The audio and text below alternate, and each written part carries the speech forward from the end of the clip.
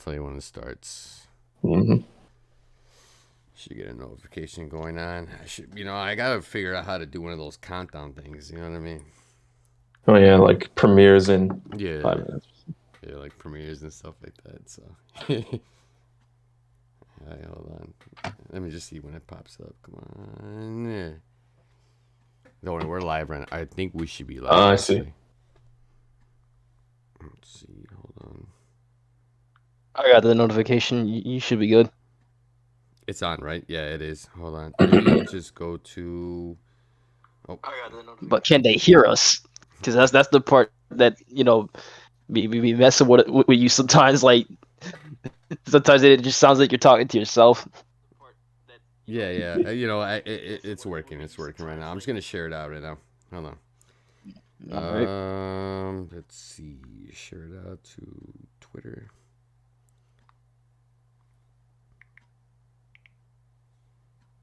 Sorry, John. I'm not all that professional, right? Just letting you know right now. I can't Okay, be. we're all learning. I'm an We're asshole, all man. learning. But I mean, I try to be good. You know what I mean? Let's see. This is only my 5th interview. I am still getting the hang of this. Okay, gotcha. Your face is on the, is on the video real quick. Smolder. Yeah. I smoldered. Yeah. Hold on. Almost done. Why is John Leguizamo showing? Let's see. Anyways, let's see. There we go. Okay. Already live anyways, so I think that should be sent out. Okay, so all right, let's start out with this. Okay, so I'm gonna ask you the same thing that I asked Jeff Ross, right? Yeah. Have you always been a gamer, or did you just kind of pick up on it and you were like, maybe this, well, like, during, well, let's just put it that way. Have you always been a gamer? Absolutely. Since I was a little kid, I'd go over to my friend Sen's house and play like Mortal Kombat or Teenage Mutant Ninja Turtles. It's back in the SNES days. Back in the SNES days. So like, Yeah. okay, yeah. Like for me, like when I started gaming, right? Like I didn't start playing until I had what's it called?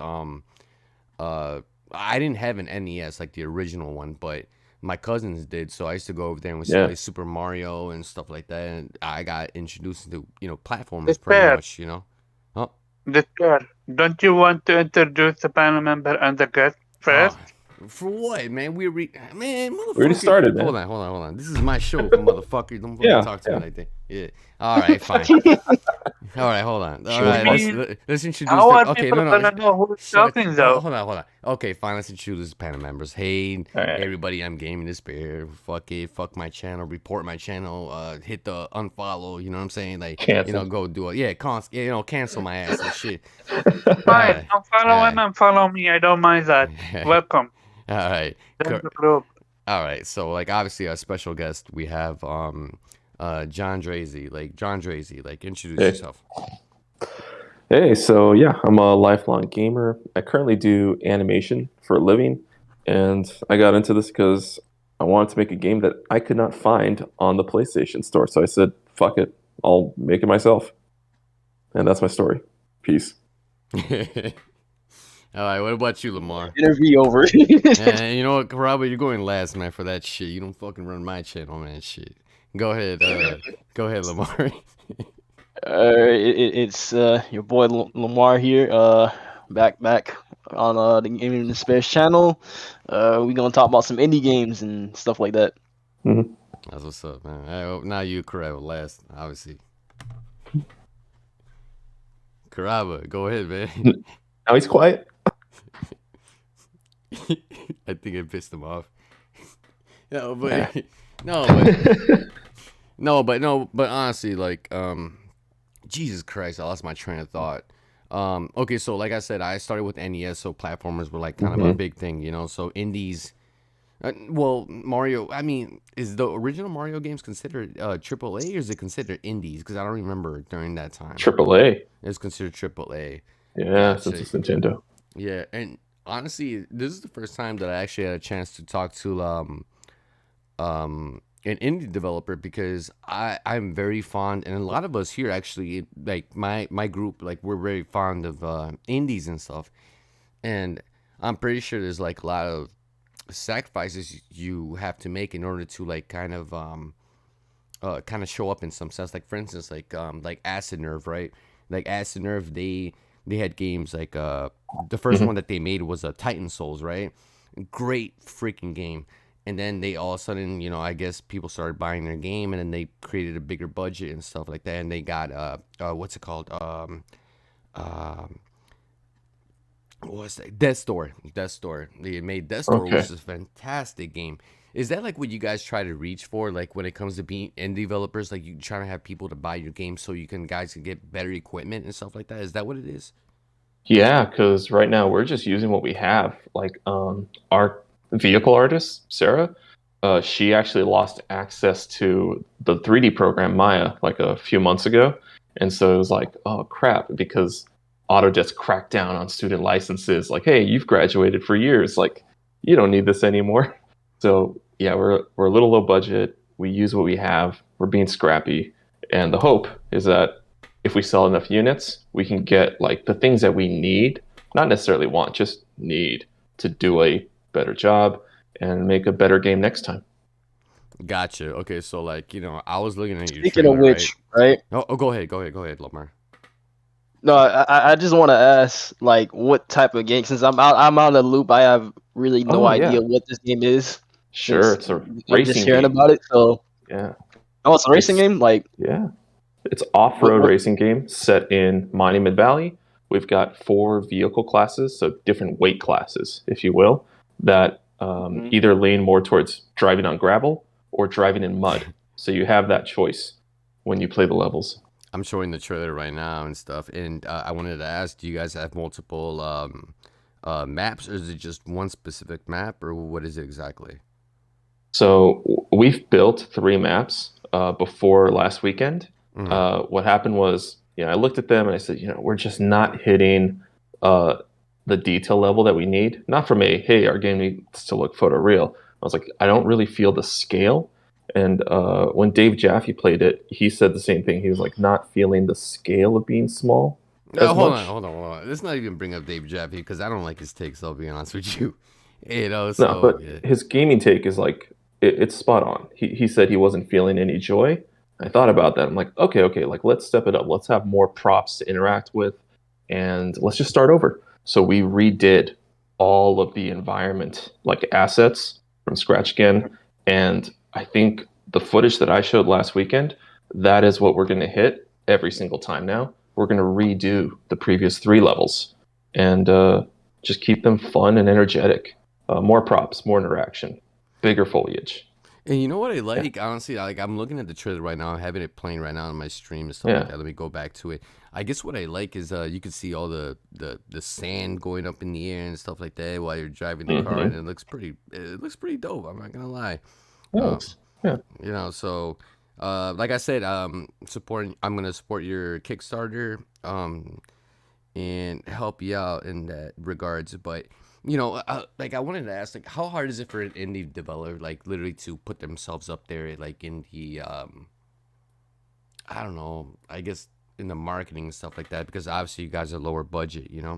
Um, is it difficult as an indie developer, or what is it exactly? Yeah, it's hard.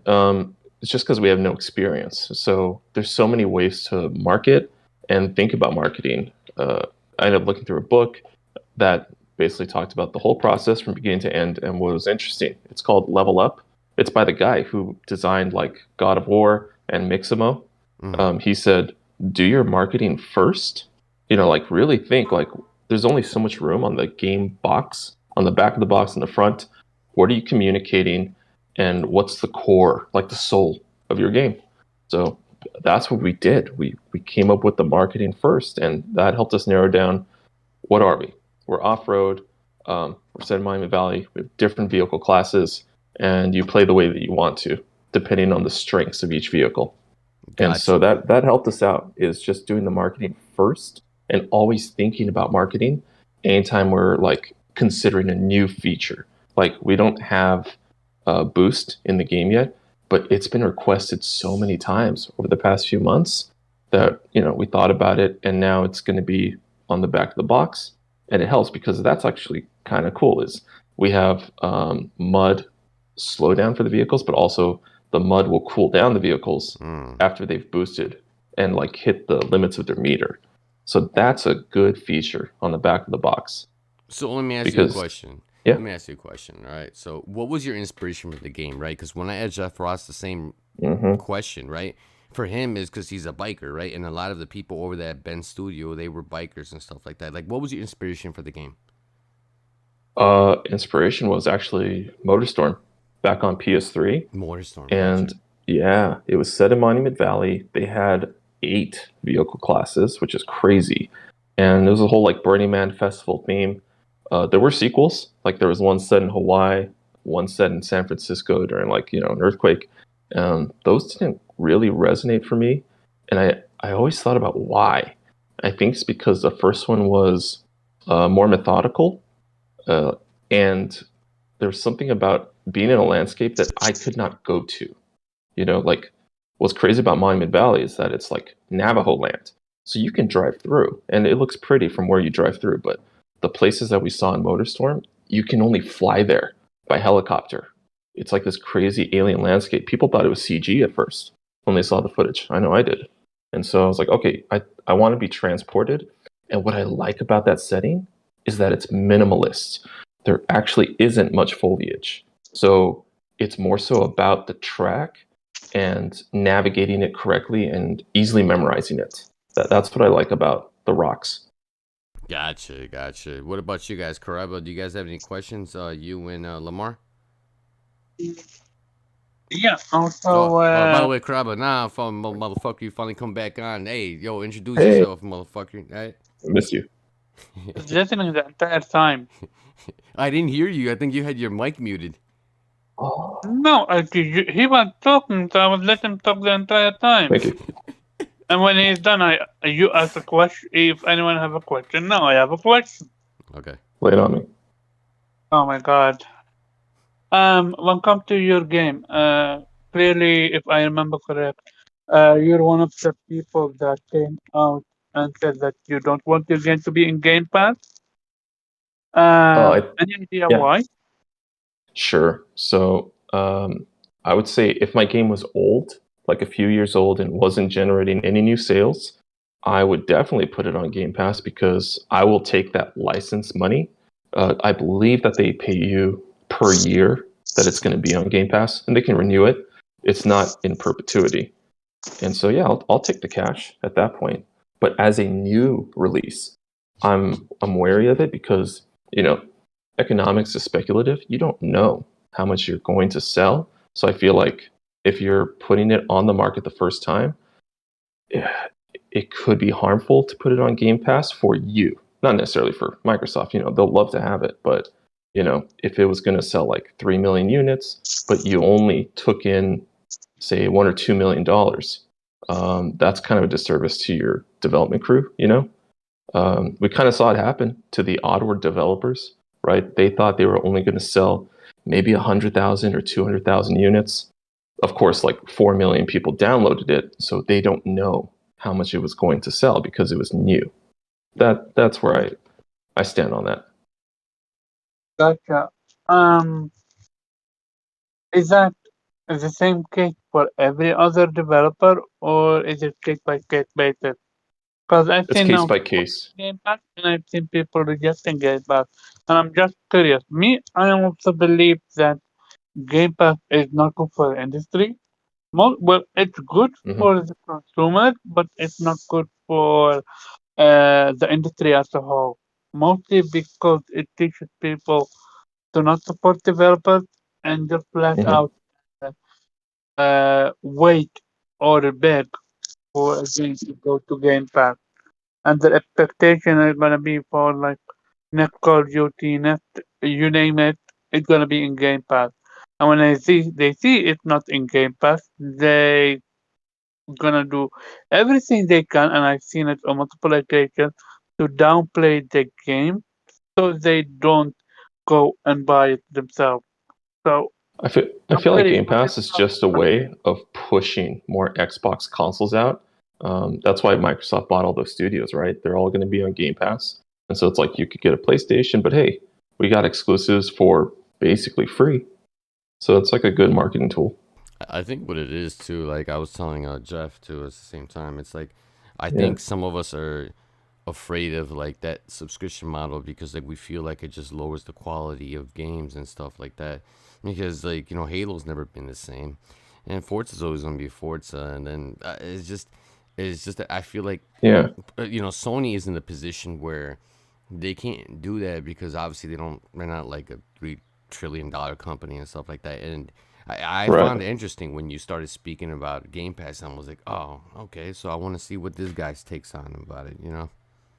hmm Yeah, I feel like Game Pass, it's going to be essentially like Apple Music or Netflix, right? Like where they have, I would say, low to medium quality titles, majority from third party developers. First party, you're always going to get quality, but from third party, if you know you've got something good, you're going to sell it. Like there's a reason Top Gun is not on Netflix. Yeah, It's exactly, like exactly. That's why. they think that like when it comes to like these services, they feel like they don't necessarily have to try because at the end of the day, they're probably gonna make some of that money back. Or I don't hmm know how entirely it works, but I just feel like when it comes to like say Spotify, it Yeah, takes unless you're like a really popular artist, you're not getting as much money as you probably yeah, could. If you're like a lower tier artist, then you're not gonna get as much money. But if you're like so it is good for like I'd say like if you're a popular developer, your game will probably do yeah, well in Game Pass if people know it. But in terms of like indies, I don't know how much it will work per se. Even for like yeah. big publishers like Square Enix, they're still not seeing like the money that they should be for games like Outriders. So I really question how much of this service stuff is actually going to benefit because even Netflix is Yeah. interested in putting their movies on in movies Out and like on DVD even, right? yeah, Yeah. it's like they're more interested. They don't seem to care about the day and date model, even because even HBO Max they saw how much money they was losing from putting their movies Yes. on subscription services, and it was like okay, maybe the day and date hmm model might not work. So I wonder So they put if in tiers, Xbox is right? if Microsoft is like noticing that and it's like thinking okay maybe we should rework this day and date strategy because it seems to not be working. Well, I mean, they don't care about the game sales, right? They care about getting the consoles into more hands. If they can Hmm. match PS5 sales, I think that's their number one goal. Like, because I've seen Phil Spencer when he talked about how they turned around Xbox. It's in the documentary, right? Like they had three core principles, and so Hmm. he probably three core principled Game Pass. And I bet you the number one goal is more Xbox consoles in homes. That's the whole point. It's just to get the people who are like on the fence, give them some free stuff, and free can be part of a business model. It's good for them, and then people are more likely to buy games after that. Yeah, but I'm thinking about it too at the It's same almost like time. It's games are like go, secondary go ahead, Yeah. compared LeBron. to Go the. ahead. Go ahead, LeBron. Go My ahead. bad. No, go ahead. Go ahead. It's like I feel like games are like secondary as long because they use the hmm games to like sell the console. If the console Yes. because they're more interested in like getting as much consoles in the houses and games you know are there, but for the most Right. part it's like as long as they can sell you the service, then hmm that's more their mindset. Yeah. Let's get you paying for Xbox Live. hmm Absolutely. I think the problem that I have So sometimes is that a lot of people are like toting that basically Game Pass is like this big thing, but the way I look at it is casual gamers, not referring us like because I play tons of games. I pre-order my games. I just bought Trek to You and Me. I'm getting a couple other games and stuff like that. I get in pre-order. I pay hmm money for the developers and stuff like that. But I Right. think I think Game Pass is and let's just add PS Now Premium to the mix too as well. Sure. It's I think those services are niche because the casual gamers probably only buy like two games a year. It could be That is a actually true. yeah, they could buy Yeah. it could be a sports game, it could be Yes. Call of Duty, and that's it. You know what I mean? It doesn't cater It to them, is. so it's what it is. Yeah, I think it's also the what? problem with Game Pass is um, it make it forces developers now to develop for Game Pass and not for gamers. What I mean by that is we've seen a lot and shit ton of subscription services in Game Pass, Game Pass, Hmm. and that's a bad practice in my opinion. Because now Oh, you're we not should talk focusing. about that. Yeah, Sorry. yeah, we should talk about that. How they kind of push for DLC now. I saw that with Dirt 5. It was free, but they have a bunch of DLC that you can buy, even though it's free on Game Pass. Yeah, it's free on Game Pass and what quote unquote free, and no one Hmm. played it. What 2% only played it or something like that. I was one of It's them. Yeah. it's insane that it's for me, in my opinion, games are being devalued when you put them in Game Pass, especially when they get called what's called Game Pass fodder. I Yeah, think it does like change things. I think it like And then not. they have to make their money back by DLCs and like expansion passes and like I think cosmetics as well because I know like certain games like they're free to play but then the developers aren't making up for it money unless you're like buying costumes for a game like say a game like Brawlhalla like that game's free and a lot of people play it but the most of the money is from how much the skins cost and stuff like that. I mean, Hmm. I think like it doesn't just devalue the games, but at the same time, it also devalues the console as well. At the same time, that's just how I Yeah, felt about it. So I don't know what you I think about do that. worry about that. Xbox Yeah. devalues their entire console when they put all their games on PC. Hey, So hey, Omar, give me 1 sec. I'll be right back because my dog's whining again. Give me 1 sec. I just need to take her outside, and I'll be right back. Right? okay. By the way, John, I don't have my podcast that long, right? So don't worry about it. I'll be back. Oh no, no problem. Um, I'm gonna then ask you a question, John, if I may. Sure. What's your thoughts? And this is a controversial topic. What's your thoughts on crunch? I'm of the belief that crunch is needed in the gaming industry. What did you say? Grunge? I said crunch, Crunch. crunch in game No, no. Hey, development. John, I heard it before I left. He's talking about crunch time, like when people put more hours than they need to in the Oh. game. Okay, I'm gonna explain that. So, I've been animating for a good 8 years now, and what I've caught myself doing is that I want to perfect it. I catch little mistakes. I want to make it better and better and better. Before you know it, it's midnight, and I got to go to sleep. I would believe crunch it's two ways. So there's the expectations of the company, which is we need to deliver a good product, the best product even, and they're highly competitive.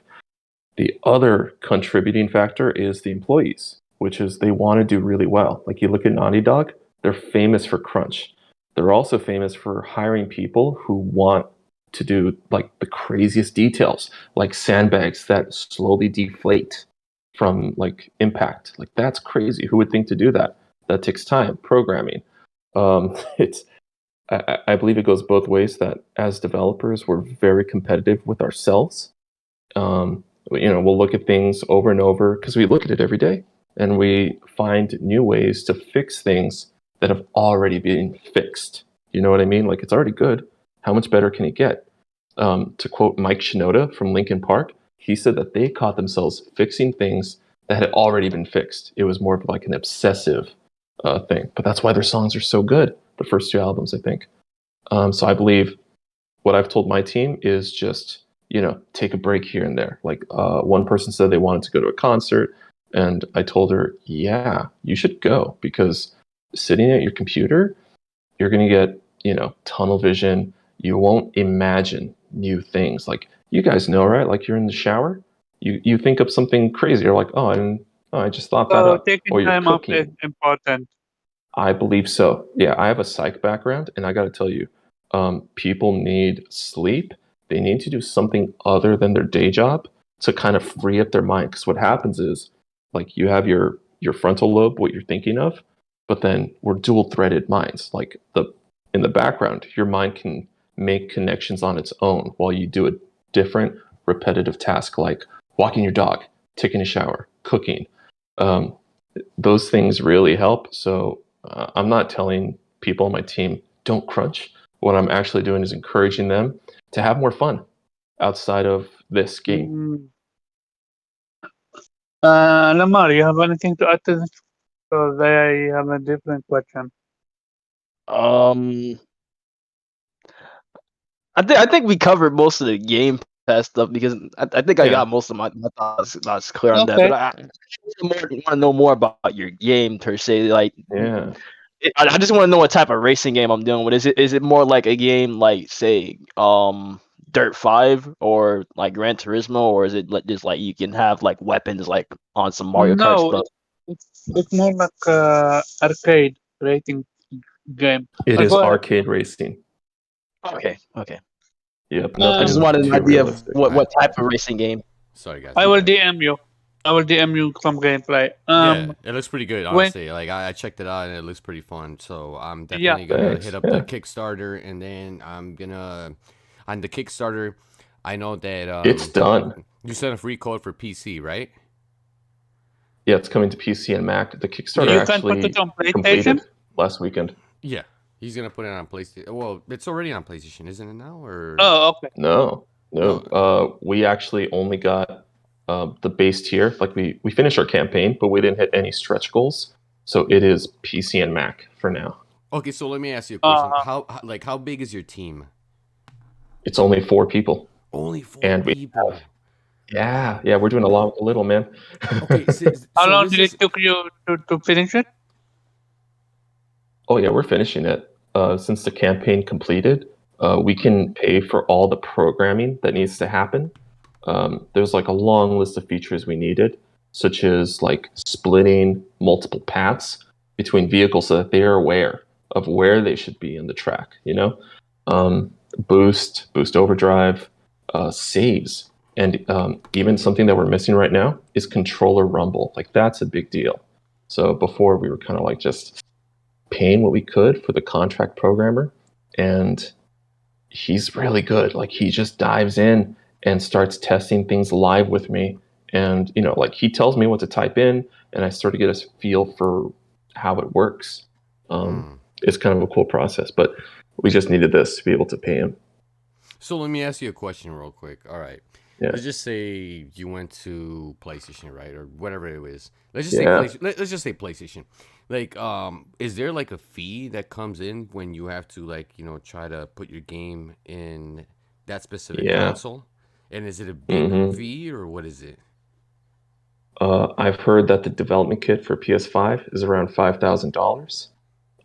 As I know that there's fees for submitting your game to them because they will QA it and just make sure it doesn't crash, the console or have any fatal errors. And I remember back in the PS3 days that people were kind of complaining about how much it cost to patch your game. So, I mean, I have to wait for them to get back to me because I want to know the pricing structure. It's all NDA, so I'll never be able to say it. But that's exactly my worry was how much is this going to cost and how much will it cost if we have to patch the game? So it's the QA testers that literally go through the whole thing, right? They have an PlayStation. automated testing at PlayStation. It's automatic. So they have patching programs. costs money. Yeah. It costs Is money to that- put it on. Wow. So Yeah. just releasing a patch for the game, you need to pay PlayStation for that? On PS3, that was the case. I have not seen any info, so maybe they changed it. But I do understand. Like if I was PlayStation, I would charge because you don't want developers putting out a patch every day. It's going to clog your servers. People will get frustrated downloading stuff every day. So I believe it's like it's an incentive. As someone that have been gaming for a long time, I would rather It's get a more or patch less an every incentive day to. than Oh, my bad. a broken game. If your game is broken and you're not patching it, I'm not talking about you, but in general, then I'm gonna be very frustrated. But Well, I mean, look at Cyberpunk. Yeah. I mean, It actually encourages them to actually finish their games instead of trying to release these half-finished products and then hide behind the we'll patch it later. Oh, it'll be fixed eventually. Like people want a good game now compared to when it releases compared to having to wait months because games release every day, so it's like, Yeah. who's like, some people are just not gonna be willing to wait until 3, 6, or a whole year for a game to be fixed. I mean, look, in some cases it'll work, like say, I guess No Man's Sky, because that game got a lot of updates despite people still, are interested in playing it. But Yeah. I'd say in most cases, like a lot of people aren't going to just like wait for a game to be fixed. They at that point would just figure it's better for me to just play something else. I think Yeah. I think the most difficult part with the PS3 era was because it had a different, what is it, the cell processor. It was just a Yeah. lot different, so it was a lot more difficult to work on. I don't think it's the same with PS4 and PS5, but I They're can better. understand where you're coming from, because obviously you need QA for that, because they obviously they get dev kits. Because one of my friends, Tina, she Yeah. used to be a Shout out former to her. QA tester, and then she used to Oh. get the dev kits and stuff that. So I'm pretty sure that's what she was doing the whole time, like with Days Gone and all that, all the other games and Yeah. stuff like that. Yeah, and something that I've heard is minimum viable product. And basically, you just you release a product when it works and it doesn't crash too often, and it's usable. It's good. I can kind of see why that doesn't work for games like now, because I've noticed like Call of Duty Cold War, right? When that came out, dude, the sliding was horrible. There were so many glitches. The frame rate was inconsistent. I'm like, okay, so they were told you have to release on this date because of marketing, tie-ins, expectations, and I can see where like when you're running out of money, you have to release no matter how bad it is. You have to. Like luckily, I'm in the position where I don't have to worry about like spending a lot of money to get it out by a certain date. It's more so like we have a set date. The date that we have, March 2023, is actually it's about 3 months after we have all the content in the game done. Like my feeling was, I don't know how Nintendo does it. I do know they have this whole policy of like the game has to be like near perfect before they even announce it.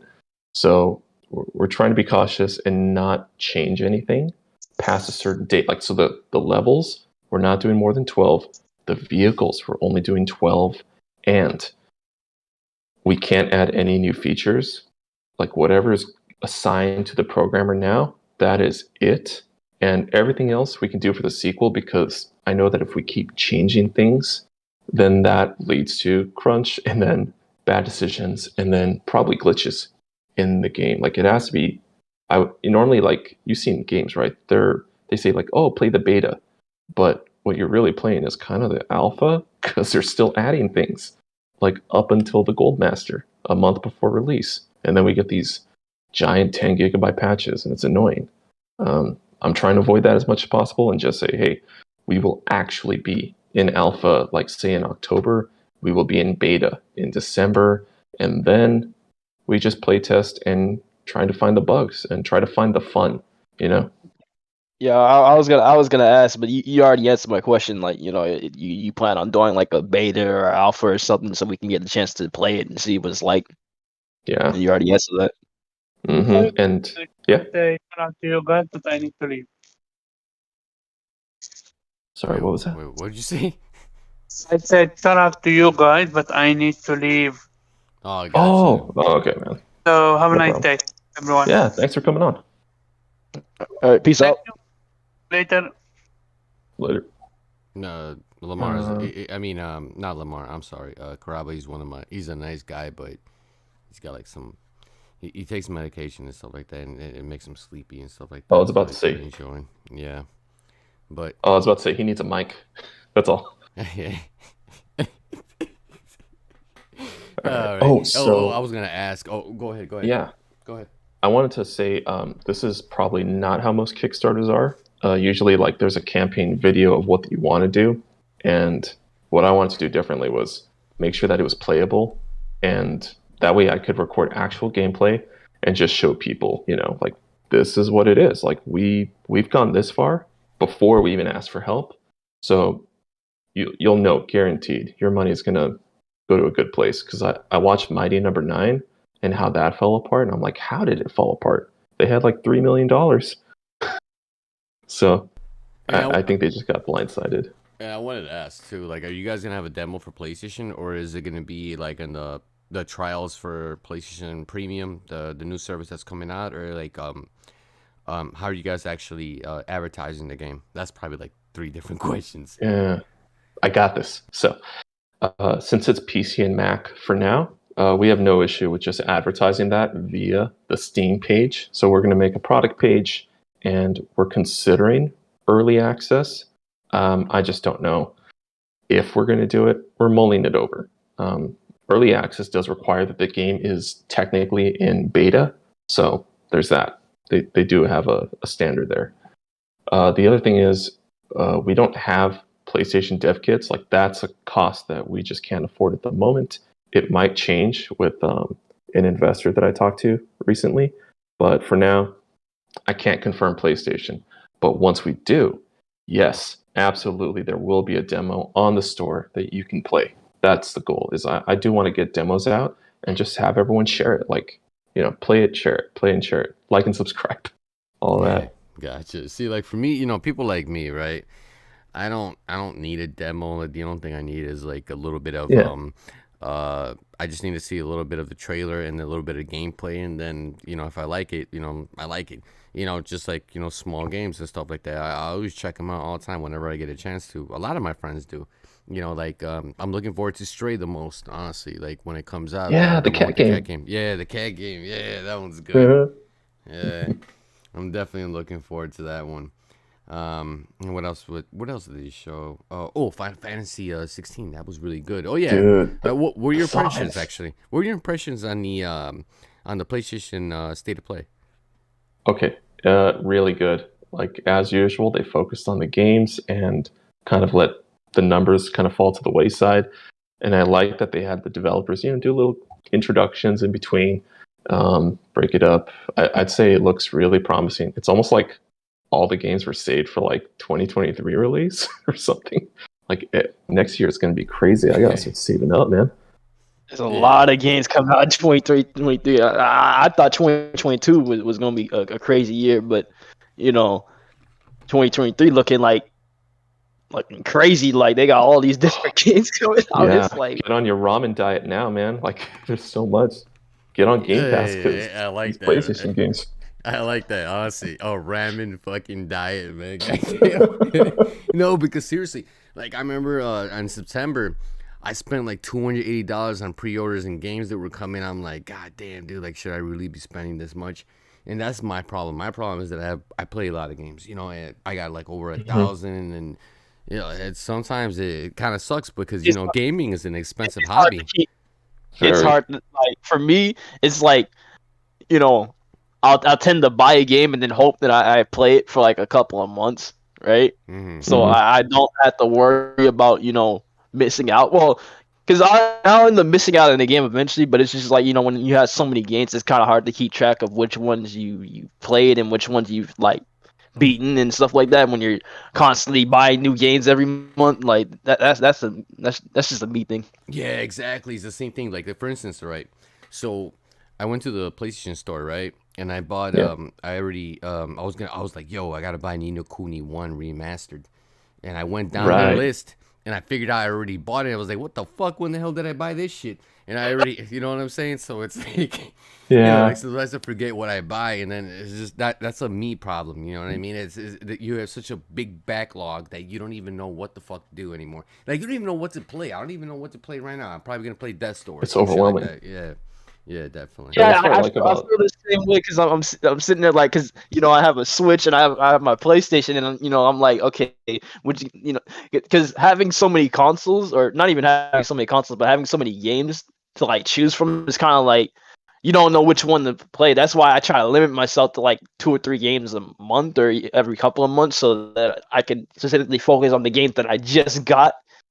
And then if, say, there's a game that I remember not beating, I'll go back to that. But I don't like spending too much money on games, because then I'll end up forgetting which games I bought. And it's a good feeling, but at the same time, it's a bad feeling. Yeah, this is something that I noticed was back in high school when we had PlayStation 2s, we would finish a game and then we would hand it over to, one of our friends who wanted to play it. And so Hmm. you could physically see how many games you had, and whichever one you played the most, you just left it in your PlayStation and you just continued it day to day. Like that was nice. Now it's Right. digital. You can't keep track of your backlog. Man, I remember those good old days in the PS2 days. I'm not gonna lie. Like Silent Hill 2 was one of my favorites. I remember I used to play this game. You guys probably know about it. The Evil Within. No, not the Evil Within. I'm Hmm. sorry, not the Evil Wait, that's Within. new. What's it called? The dude's name I forget. Dude, I gotta look that game up. It was with this one dude, and then there was Blackmore in the second game. What's that game called? It was like a horror kind of game, and it had Resident Evil. no, not Resident Evil. It was Ah. yeah, I gotta look it up, man. But go ahead. Yeah, well, that kind of brings up something where I really like the old school games. They seem to be more about like the programming than the graphics. Like I'm a graphics guy. I love beautiful graphics, but I feel like trying to pursue like realism and perfection, it's kind of messed things up a little bit in terms of like what the focus should be, which is gameplay. Yeah, that's what I Oh like yeah, about the old yeah. games. Speak. This might sound like a different topic, but from Yeah. a developer perspective, how do you feel about like PlayStation's PC strategy? How do you feel about it, or like, what's your stance on like exclusives? I kind of want to hear that from like a developer's point of view. Um, I think there's this perception, right, about how powerful PlayStation is. The Hmm. reality is, it's actually a laptop. You can go and buy a Radeon Ryzen laptop right now, and that's a PlayStation 5 in terms of like power. I feel like putting their games on PC, yes, people will be able to play it on the most powerful hardware, the prettiest graphics, sharpest graphics, and stable frame rates, which is good for us. But Hmm. it does break down that wall of like you buy a PlayStation because they have exclusives. Now that we know, you just wait a year and they come to PC, it's kind of like Netflix, right? You're like, well, I don't have to like watch the movie now. It'll come to Netflix next year, or like Breaking Bad, it'll come to Netflix next year. So I feel like it does. I think it does hurt the console a little bit in terms of like new buyers from buying it. Oh, Because every time I hear this sort of argument for PC games, it's the main thing I hear is like, oh, but more people get to play it, and it's like, Mhm. I guess you could say that more people do play it, but what, like, as an individual customer, how does that Mhm. benefit me games going to different platforms? Because I didn't Exactly. necessarily buy a PlayStation for specifically third party content. I mean, I did when I was like, younger, but when I didn't know what, exclusives meant and stuff like that. But now I'm older and I realize what it means. So now I base my console buying experience on not just third party, but first party, because I think that's kind of like separates the console from Yep. market. everything else. Yeah. Because if I can just get everything on PC, I might as well just build it or Right. play on PC. Exactly. And you see how many people were pirating God of War, right? Yeah. And remember when Forza, what is it? Forza, it wasn't Motorsports, it was Forza Horizon. Like they literally started Hmm. pirating it a couple of days before it even launched. Like So it Yeah. was like I remember seeing like a billion people crack that game. I was like, what is going on here? no, Yeah. by the way, the game I was talking about was The Suffering. I don't know if you guys played that. The little Oh, small studio. Suffering and Suffering 2 was Highest my that favorite. mind. I used to speed run those games all the time. One of my all-time favorite games. You're like this dude I in pulled jail, it like he up. has no damn memory. Like you guys never played that game? Oh. No, but I found it. You Put it in found the chat. it? Bingo. There it is. Yeah, Yeah. that's a good freaking game. But yeah, you guys are talking Developed by about Serena. you guys were talking about Game Pass, right? But here's the thing. You know what I find weird the most? Um, Yeah. what I find weird the most is when, like, for instance, there's people that always talking about Game Pass and how great of a subscription service is, right? And they end up saying things like, "Oh yeah, you guys are missing out. It's a great sub," and then I'm like, "Well, that makes no sense because why is your gamer score at 8,000?" And they're like, "Well, it's because I only play multiplayer games." I'm like, "Okay, so why are you lying and shit and saying it's a great service when you're not even fucking playing all these games?" Oh Like, yeah, like for instance, like I have the 140. ambassadors. Yeah, for instance, I have 140 platinums and I got Yeah. 8,000 trophies. So like, I'm actually playing my damn games, you know? Actually, Hmm. now that I think about it, is your game gonna have a platinum trophy in it or no? If it does come to I PlayStation. mean, well, absolutely. That is something that I have to think about. Hmm. Thanks for reminding me. I have to add that to the feature list. Is there has to be achievements in there so that when we actually do port to PlayStation or Xbox, it's just a quick swap in terms of the hooks for the code, and they'll work. Absolutely, yeah, platinum for sure. I wonder what the platinum would be though. Hmm. Shit, man. Hey, you know what? I'm gonna tell you straight up right now. There's a lot of trophy hunters that like easily platinum trophies, and they'll literally buy your game just to fucking get the platinum. I'm telling you that straight up right now. No, I'm not even lying to you. Yeah. If they see that the trophy's like, I don't know, difficulty, let's just say 2 out of 10 or 3 out of 10, they'll be like, all right, I'm buying that Yeah. for real, just to get their trophy count up. I'm not even playing with you. Like they Okay. actually do that. Just some, food I for will thought, food for write it thought, down. food for thought. You know what I mean? No, it's a good idea. Yeah. More sales is better. Better sequel. I'm in. Because I can't tell Easy you, platinum. because I can't tell you how many times I've seen people like, have you ever seen that stupid game, I Am Mayo? You know how many people have bought that shit and all you gotta do is just fucking hit the button, you know what I'm saying, and you eventually get the platinum.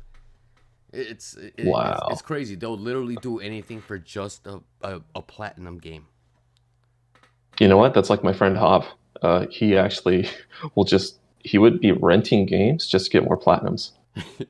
No, I mean I'm the I same way mean, too. I like yeah. them, but I like difficulty ones. Like my hardest one is Titan Souls, and then my second hardest one is the Evil Within, by who made the game? It's not by Bethesda, but Arcane Studios. No, no, it's not Arcane Studios. It's What? who made the Evil Within? The Evil Within. Oh, looking it up. That's Pretty sure that's someone from Bethesda, right? Tango Yeah. Tango Gameworks, GameWorks. Yeah. Yes, yeah. published by Bethesda. Yep. Gotcha. Yeah. See, that's my second hardest one and stuff like that. So I got some pretty difficult ones, but I did play I Am Mayo and stuff like that because I lost the bet to somebody else because I didn't beat the platinum faster than he did. Oh yeah, I remember like Uncharted. Uncharted is like the first game where I just started hunting every single trophy to get that platinum. That was my first one. It was fun. It wasn't too hard. Yeah, I Uncharted spent isn't that a hard. lot of time. I spent a lot of time on because like I'm not really much of a like trophy hunter because most of the Uh-huh. platinums that I have are from like Telltale games and all you have to do is just complete the story and stuff like that. But the main ones that I feel like I'm proud of per se is like Dragon Ball Fighters and like Spider-Man PS4. Like I really liked Spider-Man PS4 as like a game, so it made me like think to get all the choices because I was like, okay, this doesn't seem too hard, and I ended up doing it. It took me like a couple of months because it was mostly the DLC missions with Oh, the Screwball. I did not like the missions at all, but but the platinum was worth it. Or Wait, most of the stealth missions, 'cause it seemed like yeah. takes a long time to like get points for that, but I did it. I got the platinum, and I'll be ready and when like the next thing comes out. Lamar, like there's nothing wrong in going for platinums as long as you finish your games, man. That's all that fucking matters and stuff like that. So like on Oh, that. yeah, Yeah. when it comes to John's game, like I'm definitely gonna help support the Kickstarter and stuff like that, and share out the code for the PC people and stuff like that. And I'm getting a PlayStation if it Yeah. Get comes it to out there. PlayStation. So like I said, We'll try. think about that. Think about that. Think about the platinum, and if you guys make it easy, then people are gonna buy it. I'm telling you straight up. I know how I'll make sure it's like a 1 hour platinum. Yeah. Oh shit! No, I know how the trophy community is. Trust me, I've seen people buy the smallest games like for $1 and literally just buying the hell off and always just for that platinum. Honestly, just for that platinum. Boy, oh boy. Yeah. And I was thinking like something like 80% of games are never completed after they're purchased. Yeah, you know what? It's funny you mentioned that because this one game I'm looking at, I forgot the developer. It's an indie developer, but I kind of don't want to go back into it. It's called I don't know if you heard of it. It's called Martha is Dead, controversial Yeah. game. Yeah, dude, I'm at 66%, and I kind of don't want to finish it because like there's a lot of stuff that I didn't like that I was seeing, and it's obviously I wouldn't even call it psychological Too horror. I would bad. just call it psychological. So No, but it's just not fun. yeah, but it has good music. It's not something I recommend to people. Like you have a disclaimer at the beginning of the game that if you have psychological issues, they actually provide you a number before you even start the game, and even after you finish the game. Wow. It's like fucking Yeah. shit, man. Dude, the Wikipedia is real short because of that. Like I'm looking at it. Yeah. This needs a warning. Yeah, it's an Italian studio. They made this other game too. It's called The Town of Light. And man, dude, like at the beginning, like I thought Dead Space was good, but at the end of the game of The Town of Light, they had this scene where I even looked away and I was just like, oh shit. And it was like at the end of the game, I was like, fuck that, dude. I didn't even want to look. And that was the first time I actually turned away from a game. Oh man. And it's from the same studio. Yeah, LKA. I see it. Wow. They even have age verification to go on their website. That's a bad sign. All right, John. I don't want to take too much of your time, all right, man. So I just want you to give a shout out where you can follow you and Thank you. And yeah, man, just tell us, where we can follow you. Oh, yeah. So I'm on Twitter at John Draisey, JohnDraisey,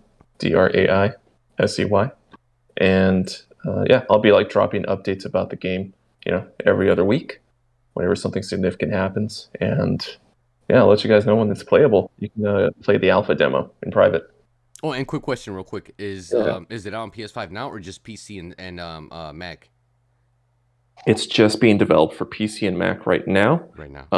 I am asking around for Linux help, and we'll see what Sony says. I have to talk to them after I get a few things squared away.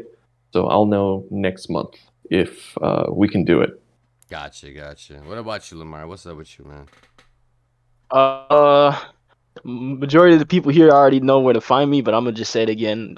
You can find me on Twitter at Lamar the Great 20, and you can find me on YouTube at the Humorous L Man. You gotta say Lamar the Goat.